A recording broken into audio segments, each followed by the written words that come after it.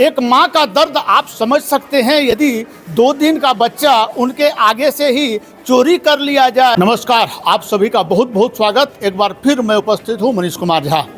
झारखंड में स्वास्थ्य विभाग की जो स्थिति है वो आपसे छुपी नहीं है। लगातार समाचार पत्रों में आप पढ़ रहे होंगे और टेलीविज़न में आप देख भी रहे होंगे कि लगातार जो स्वास्थ्य व्यवस्था है वो खुद बीमार है। भानु प्रताप शाही भारतीय जनता पार्टी के नेता लगातार टारगेट कर रहे हैं स्वास्थ्य मंत्री झारखंड डॉक्टर इरफान अंसारी को, और करें भी क्यों नहीं, क्योंकि अभी जो मैं वाकया बताने जा रहा हूं जब आप भी इसे सुनेंगे तो आपको लगेगा जो स्थिति है झारखंड के स्वास्थ्य व्यवस्था की वो चरमरा गई है, बीमार है।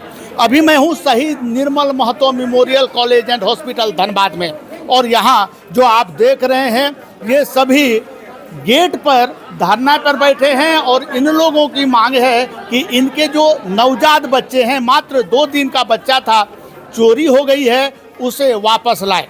जब आप स्थिति को जानेंगे तो आपको आश्चर्य होगा कि इतनी पैसे जो खर्च की जाती है सुरक्षा व्यवस्था पर, डॉक्टर पर, नर्स पर, ये जाते कहाँ हैं और इसका दुरुपयोग किस तरह से होता है ये आपको देखने को मिलेगा। क्योंकि जिस काम के लिए लोगों को यहाँ रखा गया है, यदि वह काम ही नहीं हो तो फिर जो जनता की ये कमाई है, ये पूंजी है, पैसे हैं, इसका दुरुपयोग करने का हक सरकार को कतई नहीं है और कोई इसका इजाज़त देता भी नहीं है। अब मैं आपको कहानी सुनाता हूँ। ये जो देख रहे हैं माता पिता है बच्चे का, और 2 दिन पहले यहाँ से एक बच्चा चोरी गया है और ये लोग लगातार प्रबंधक के खिलाफ नारेबाजी कर रहे हैं, मांग कर रहे हैं कि बच्चे को वापस लाया जाए। एक एक करके हम बात करने का प्रयास करेंगे।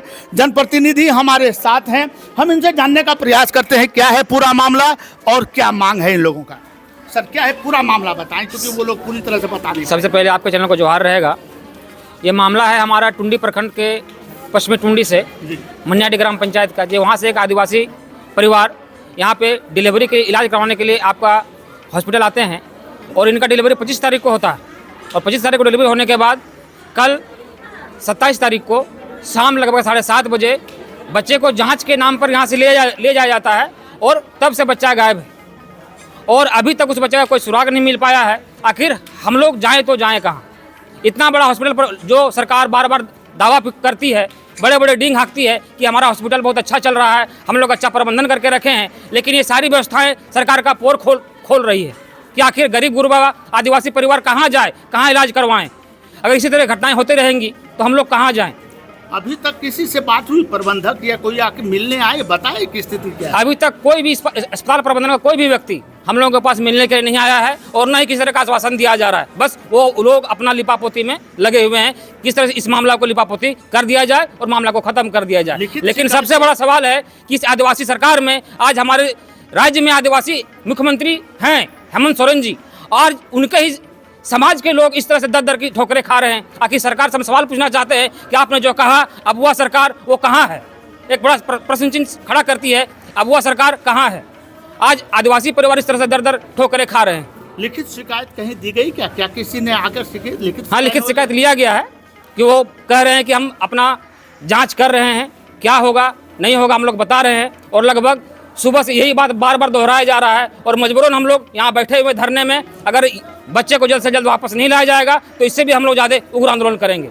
इनकी माताजी, क्या बच्चे की माताजी हिंदी बोलने में सक्षम है? उनसे कुछ बात करें? बिल्कुल कर सकते हैं। आप बताएं क्या हुआ था घटना? घटना हुआ था मेरा 8 बजे को रात मैडम आया और बोल रहे थे कि चलिए बच्चा को जांच करने के लिए 3 तला। तो हम लोग चले गए 3 तला। तो 3 तला वहाँ कुर्सी था, वहाँ बैठ गए और वहाँ से बच्चा लेके रूम में घुस गए। वैसे तो हम लोग बोला कि तुम यहाँ पर बैठना रहना, बच्चा को हम लेके तुमको देंगे। तो 5 मिनट हुआ तो बच्चा को लेके नहीं आ रहे, तो हम जाके देखे तो वहाँ तो बच्चा तो नहीं है रूम में। तो हम नीचे आए, डॉक्टर लोग से पूछे तो बोला कि हाँ मेरा बच्चा थी में लेके गया 3 तला में, और बोल रहा कि जांच करके तुम्हारा बच्चा मिल जाएगा। तो अभी तक मेरा बच्चा नहीं आ रहा है। तो बोला कि हाँ मिल जाएगा तुम्हारा बच्चा, कहीं भी नहीं लेके जाएगा। तो डॉक्टर के पास गए तो डॉक्टर भी बोल रहा था कि अभी चुप रहिए, सुबह तुमको पता मिल जाएगा, बच्चा को ढूंढ लेंगे हम लोग सब मिल के।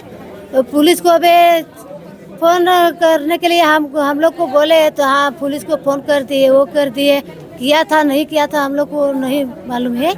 तो इसीलिए हम लोग रात को चुप रह गए। लड़का था? लड़का था। लड़का था। हाँ। तो पुलिस को सूचना कब दी गई, ये जानकारी हुई आपको? नहीं, वो लोग कर रहे थे कि हम लोग पुलिस को फ़ोन कर रहे हैं, तो फ़ोन किया था नहीं, हम लोग को नहीं मालूम है। अपना नाम बता दीजिए आप। सरिता देवी। ये स्थिति है, एक माँ का दर्द आप समझ सकते हैं। यदि 2 दिन का बच्चा उनके आगे से ही चोरी कर लिया जाए तो उनका दर्द हम शब्दों में बयान नहीं कर सकते, क्योंकि ये अनुभव करने का चीज़ है, महसूस करने का चीज़ है।